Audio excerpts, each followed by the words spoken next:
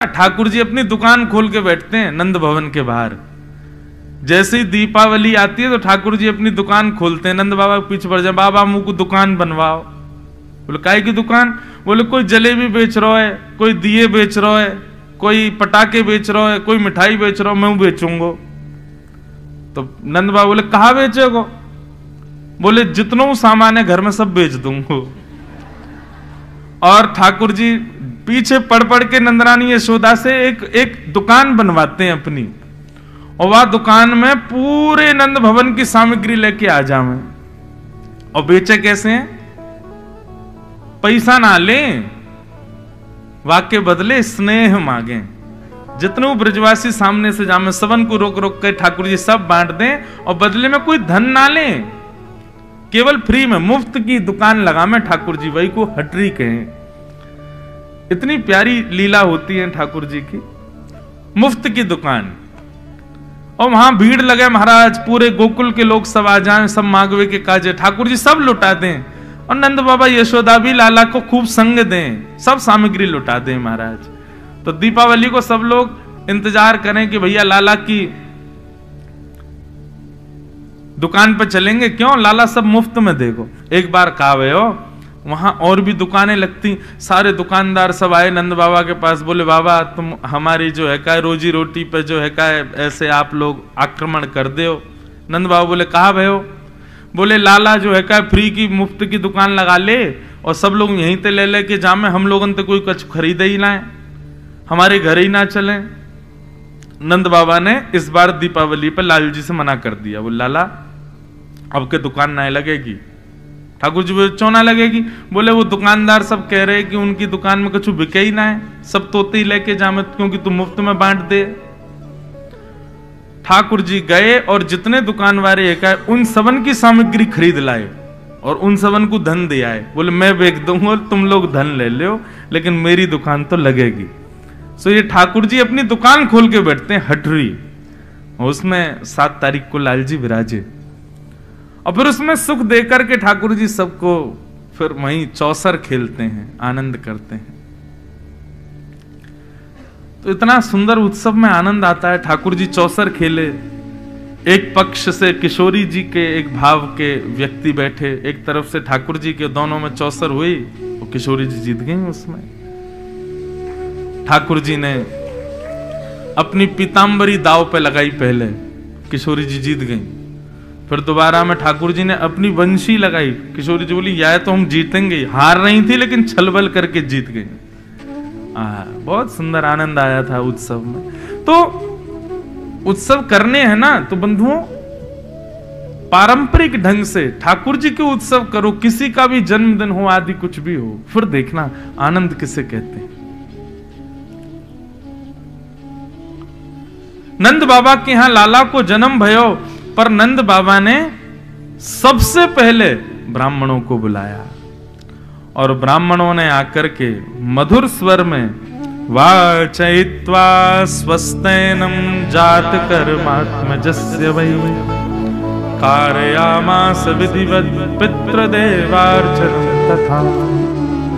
स्वस्ति वाचन किया सब ब्राह्मणों ने, वेद ध्वनि से ठाकुर जी का उत्सव प्रारंभ हुआ। सबसे पहले ब्राह्मणों ने वेद ध्वनि की है,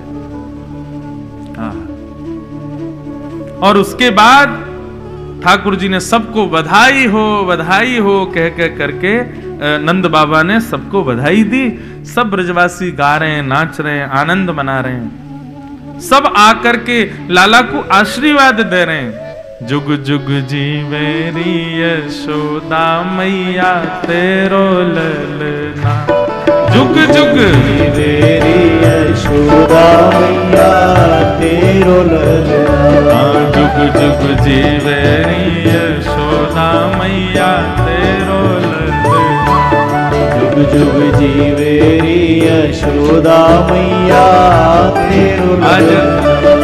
ये मंच पे इतने सारे गोपाल जी बैठे हैं,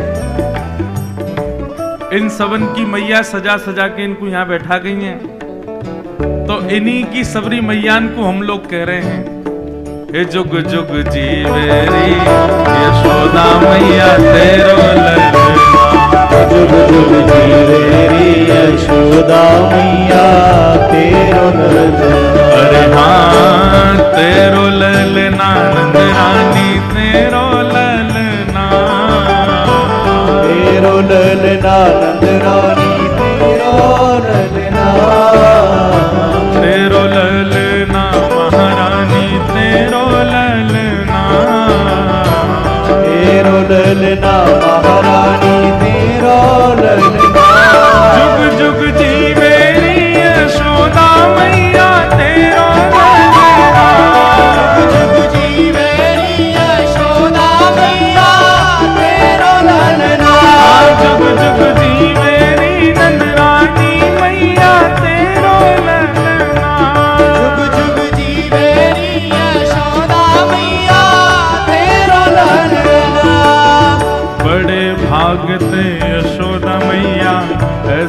सुत तिन जायो। बड़े भागते यशोदा मैया ऐसो सुत तिन जायो। बड़े भागते यशोदा मैया ऐसो सुत तिन जायो। बड़े भागते यशोदा मैया ऐसो सुत तिन कैसो सुत? पूर्ण ब्रह्म जगत को स्वामी सोतन गोद खिलायो। पूर्ण ब्रह्म जगत को स्वामी सोते ने गोद खिलायो। पूर्ण ब्रह्म जगत को स्वामी सोते ने गोद खिलायो। पूर्ण ब्रह्म जगत को स्वामी सोते ने गोद खिलायो। या तू मगवा दे झूलन तेरो ललना। या तू मगवा दे झूलन तेरो ललना। जुग जुग जीवे रे नंदरानी मैया तेरो ललना। जीवे नंदरानी मैया नंद के लाला के बधाई हो।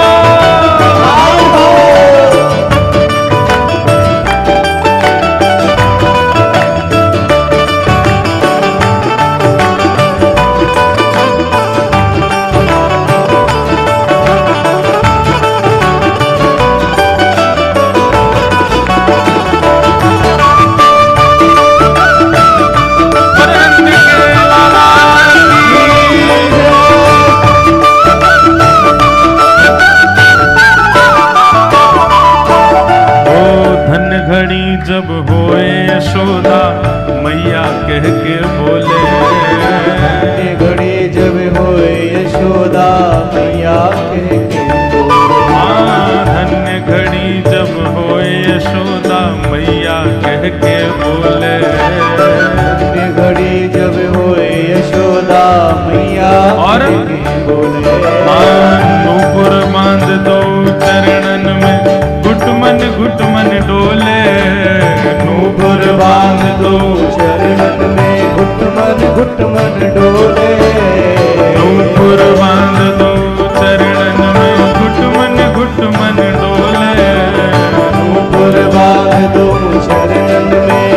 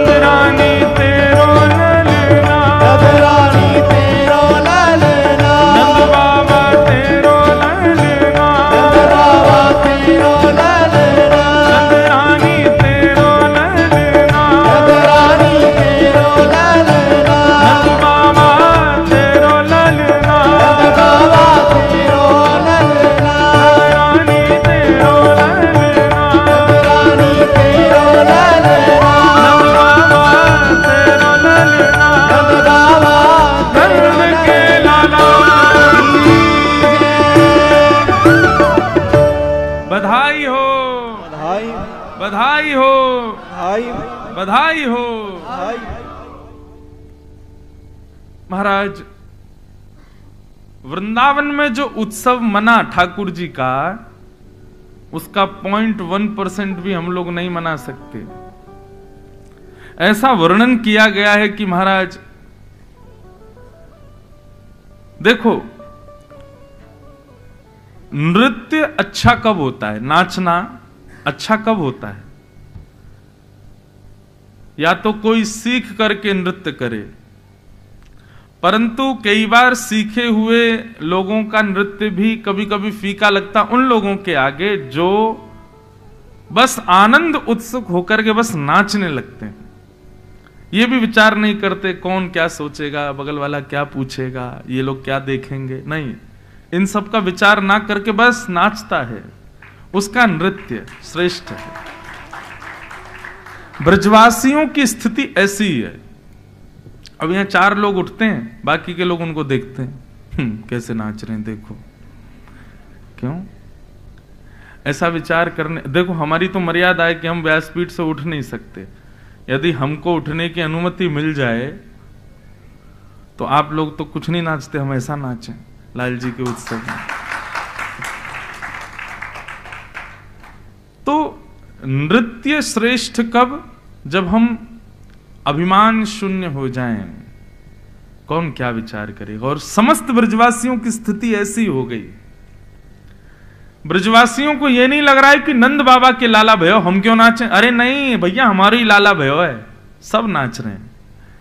अवाद्यंत विचित्राणी वादित्राणी महोत्सवे। महाराज, इतना आनंद भर गया ब्रजवासियों में। कल मैं बता रहा था ना कि नंद बाबा अटारियों पर चढ़ के लुटावे और ब्रजवासी लूटे नहीं, ऐसे पकड़ करके पीछे लुटावे। मतलब नंद बाबा ने जितना लुटाया एक भी ब्रजवासी के पास नहीं गया, सब ब्रजवासियों ने भी लुटा दिया पीछे की ओर। कोई अपने पास नहीं रख रहा है। हमारी आपकी तरह नहीं दूसरे की भी छीन के भाग रहे। ये मुझे दे रहे थे महाराज जी, तूने बीच में हाथ लगा दिया, नहीं, सब एक दूसरे को बांट रहे हैं। और स्थिति ये हो गई भैया, 6 महीना तक नंद बाबा लुटाते ही रहे, लुटाते ही रहे, लुटाते ही रहे। अब तो ऐसी स्थिति हो गई कि लोगों के घर भर गए, जेब भर गई, अलमारियां भर गई, जगह ही नहीं बची, कहां रखें सामान, इतना लुटा रहे हैं नंद बाबा। तो जितना लुटा रहे थे नंद बाबा, वो सब वृंदावन की रज में ही मिल गया। मानो रजों ने लूटा हो, वृंदावन ने लूटा हो, ब्रजधाम ने लूटा हो। ठाकुर जी की बधाई को। अद्भुत, वर्णन का विषय नहीं है। भगवान कृष्ण के जन्मोत्सव के उत्सव का वर्णन नहीं किया जा सकता है। जो वर्णन यहां पर किया गया है वो समझने का विषय ही नहीं है, परे है, हमारी सोच से परे बात है। अवाद्यंत्र विचित्राणी, इसके पीछे मैं कभी कभी उदाहरण देता हूं कि भैया उत्सव चल रहा है, वाद्य बज रहे हैं, वाद्यों की अवधि होती है, 2 घंटा बजेंगे, 4 घंटे बजेंगे, 10 घंटे बज जाएंगे, 1-2 दिन बज जाएंगे, लेकिन 6 महीना तक कौन सा वाद्य बजेगा?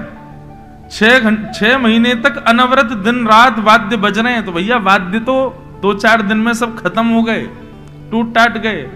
उसके बाद क्या बज रहे हैं? बोले विचित्र विचित्र वाद्य बज रहे हैं, थाली बज रहे हैं, कांसे बज रहे हैं, ढोल वगैरह तो बचे नहीं, तो दीवारी पीट रहे हैं लोग, जमीन ही बजा रहे हैं, एक दूसरे की कमर पे तबला बजा रहे हैं, खोपड़ी पीट रहे हैं। इस प्रकार मुंह से विचित्र विचित्र आवाज निकाल रहे हैं। अवाद्यंत्र विचित्राणी वादत्राणी महोत्सवे। बस उत्सव रुकना नहीं चाहिए। 4-4, 10-10 लोगों के झुंड बन गए और आपस में सब बैठ बैठ करके केवल बधाइयां गा रहे हैं, कान पे हाथ धर धर के, सब चारों ओर से घेर रखा है नंद भवन को। वो स्थिति विचार करते हैं, कभी सोचते हैं तो लगता है कैसी रही होगी।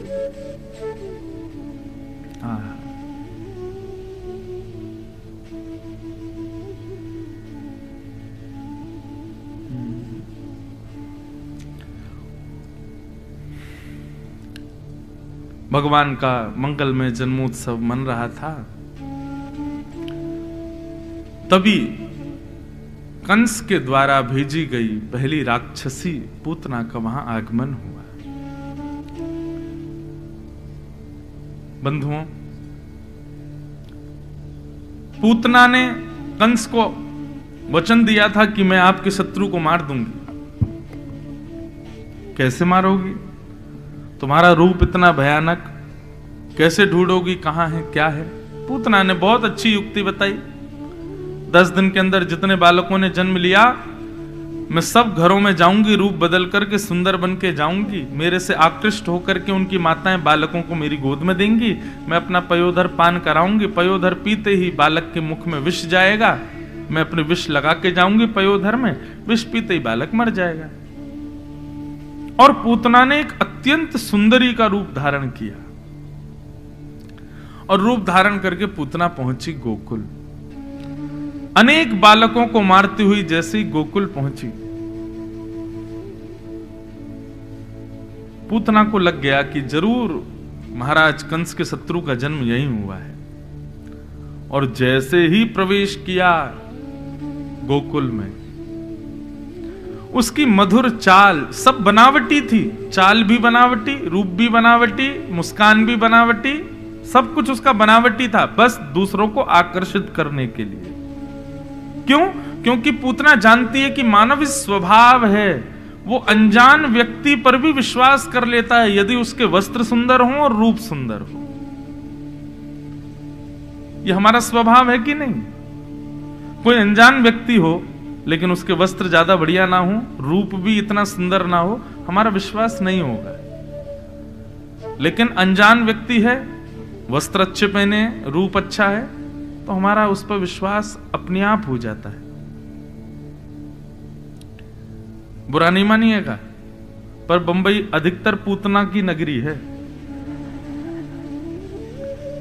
आप सब नहीं, पर यहां पर सब बनावटी रहते हैं, सबको लुभाने वाले, सबको अपनी ओर आकृष्ट करने वाले, आकर्षण करने वाले। उनका चेहरा बनावटी, वस्त्र बनावटी, हंसी बनावटी, बाल बनावटी, नाक बनावटी, आंख बनावटी, बोली बनावटी। आप लोगों की नहीं कह रहा, मैं उन लोगों की बात कर रहा हूं जो सबको और कौन आकर्षित करते हैं ये सब जानते हैं। कौन आकृष्ट करता है सबको, सबको पता है। एक ऐसी इंडस्ट्री है यहां पे जो सबको केवल अपनी अंदर से भयंकर टूटे हुए हैं, अंदर से रो रहे हैं, चीख रहे हैं, चिल्ला रहे हैं, लेकिन अपने रूप आवरण ऐसा बनाएंगे कि महाराज सामने वाला कहे ओहो यही है बस।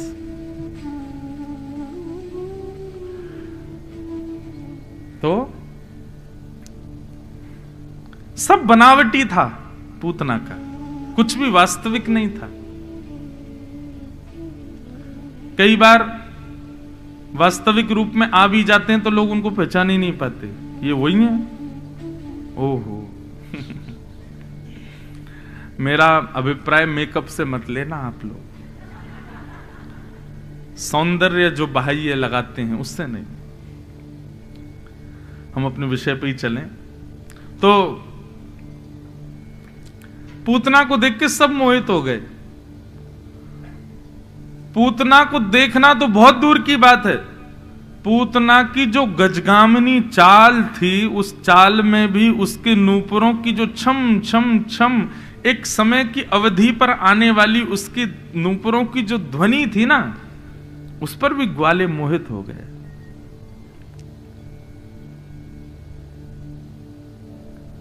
छम छम छम पायल की झनकार सुन रहे हैं, ग्वाल वाल सब गा रहे हैं, नंद घनानंद भयो जय कन्हैया लाल की। जैसी छम छम आवाज सुनी तो पीछे मुड़ करके ऐसे देखा, ऐसे देख करके जैसे सामने देखते तो स्तब्ध हो जाते और पीछे देखे पर उसी को ही देखते।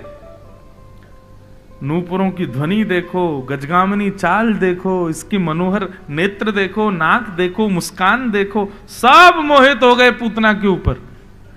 कितनी सुंदर। आप कहेंगे कि पुरुष मोहित हुए होंगे ना, गोपियां भी मोहित हो गई। कुछ गोपियों के पास जाकर के पूतना ने केवल इतना कहा, अरे सुनो ये नंद भवन कहां है? तो पहले तो स्वर सुन के गोपियों के आंख बंद हुए, बोले आहा इतने मधुर स्वर, कौन है भैया? पीछे मुड़ करके देखा तो रूप देख करके तो मुंह खुले रह गए, आंखें खुली रह गई, इतनी सुंदर। भैया हमने तो ब्रज में कभी इतनी सुंदर कोई देखी नहीं, कौन है ये? नंद भवन कहां है? बोले ये 2 यमलार्जुन के जो वृक्ष जिस आंगन में है वो ये नंद भवन, जाओ। 2-4 ग्वाले तो दौड़े दौड़े मैया के पास गए, बोले मैया तू बहुत पीछे पड़ी रहे, मेरा ब्याह कर ले, मैं तैयार हूं ब्याह करवे को। कौन ते करेगा? देख वो जा रही का बात करा दे, कितनी सुंदर है मैया, यही ते करा दे हमारा ब्याह। कहने का अभिप्राय पूतना ने सबको अपनी ओर आकर्षित कर लिया अपने रूप से, अपने भाव से, अपनी बोली से, जो कि सब बनावटी था। पूतना ने जैसे ही नंद भवन में प्रवेश किया, यशोदा मैया भी मोहित हो गई पूतना के ऊपर, इतनी सुंदर। अरे विधाता, मेरो लाला या तो कछु साल पहले ही जन्म ले ले तो, या ये कछु साल बाद जन्म लेती तो यही तो ब्याह कराती अपने लाला को, इतनी सुंदर बहू।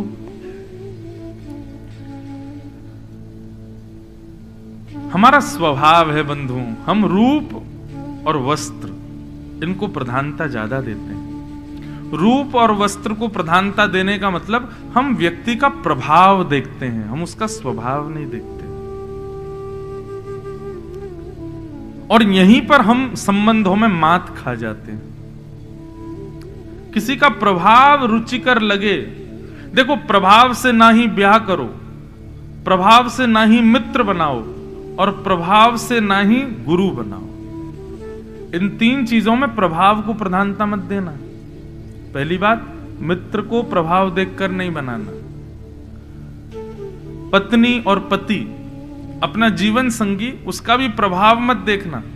उसके प्रभाव कैसा, वो पढ़ने में कैसा, या पढ़ाई तो बहुत दूर की बात, उसका रूप या उसका श्रृंगार या उसका जो उसके रूप आवरण है बाहर के, उस पर रीझ करके ब्याह मत करना। और तीसरा, गुरु भी प्रभाव देख करके मत बनाना।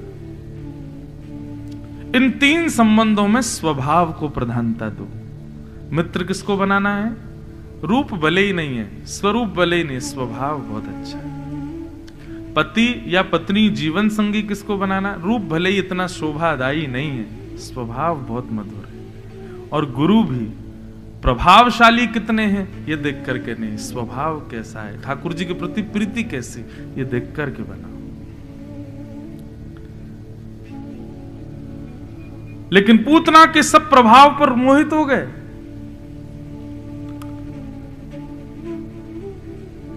आहा, इतने में ही कुछ सखियां आई, आकर के नंदरानी को बोली कि चलो बाहर कुछ करना है, कोई पूजा करानी है लाला के लिए।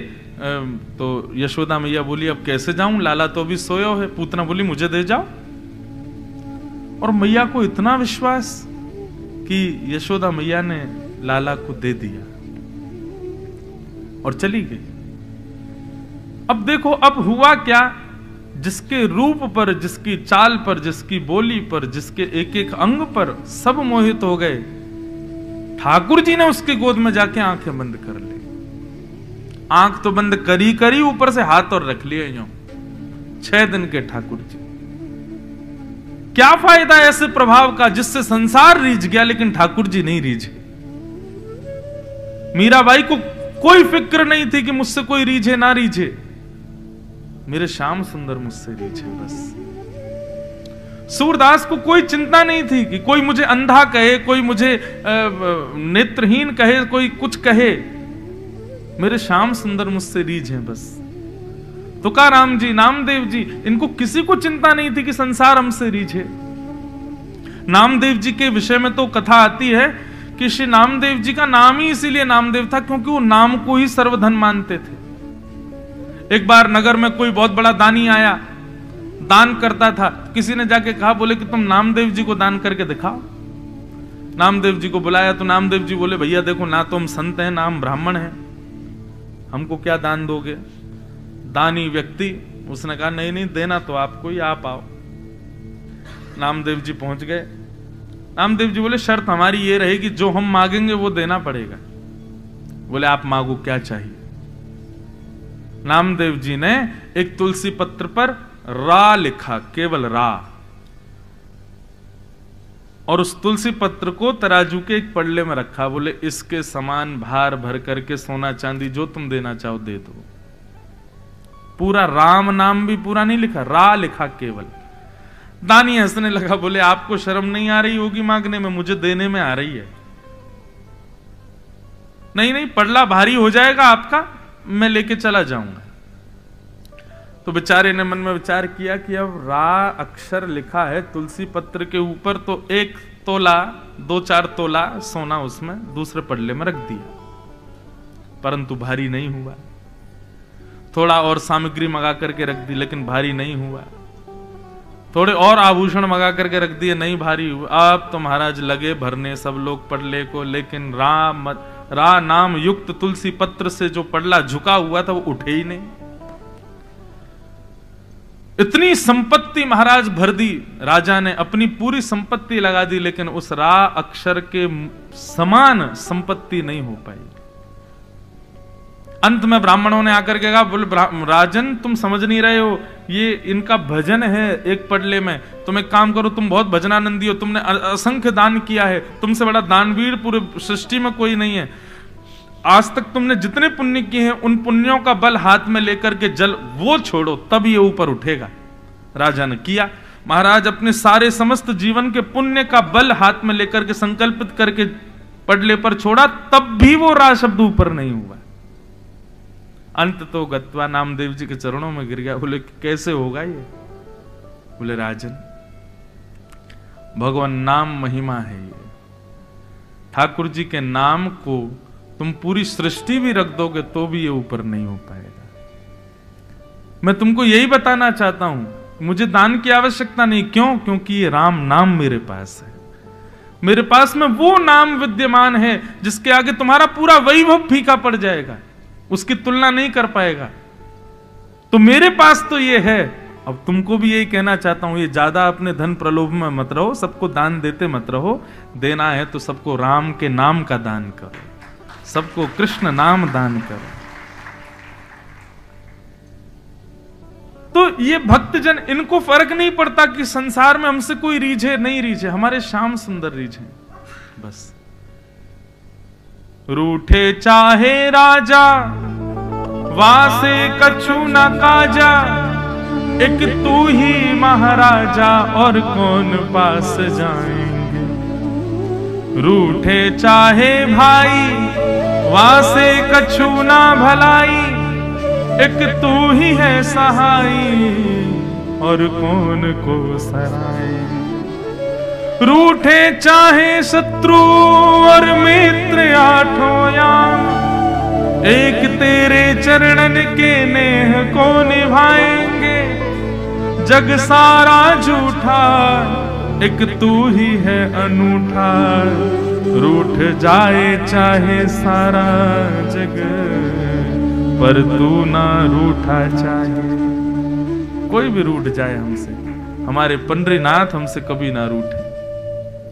पूतना का कितना बड़ा दुर्भाग्य, कितना बड़ा दुर्भाग्य। भगवान के पास चली गई, भगवान के सन्मुख चली गई, ठाकुर जी उसकी गोद में लेटे, लेकिन फिर भी ठाकुर जी के नेत्रों की पात्र नहीं बन पाई। वो कितना बड़ा दुर्भाग्य पूतना का।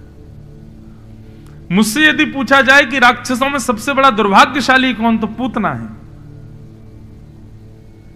इतना सामीप्य मिल गया उसको भगवान का, फिर भी भगवान के नेत्रों की पात्र नहीं बन पाई। बंधु, हम भक्ति क्यों करते हैं? आपके जो भी डेफिनेशन है, आपकी जो भी इच्छाएं हैं अपने पास, आप उसको सजा के रखिए, लेकिन मेरी एक बात मानिए, हम भक्ति इसीलिए करते हैं, हम वैष्णवता इसलिए अपने जीवन में ला रहे हैं, हम भागवत सुनकर के इसलिए भक्ति पथ के अनुगामी बन रहे हैं, ताकि ठाकुर जी के नेत्रों के पात्र बन सके। ठाकुर जी हमको निहारें, इसलिए हजारों लाखों लोग वृंदावन जा रहे हैं, बिहारी जी का दर्शन, राधा वल्लभ जी का दर्शन, राधा रमन जी का दर्शन। वृंदावन में आज भी सुबह की हेडलाइन थी कि कल करीब 5 से 7-8 लाख लोग थे वृंदावन में। यह विशेष बात नहीं है कि वृंदावन में 10 लाख लोग आ रहे हैं, यह विशेष बात है कि 10 लाखों में बिहारी जी किसको निहार रहे हैं, बिहारी जी की दृष्टि किस पे पड़ रही है। श्री राधारमन लाल जी को कौन, राधारमन लाल जी किसको देख रहे हैं? सब राधारमन जी को देख रहे हैं, ये बड़ी बात नहीं, उनकी दृष्टि किस पर पड़ रही है, ये बड़ी बात है।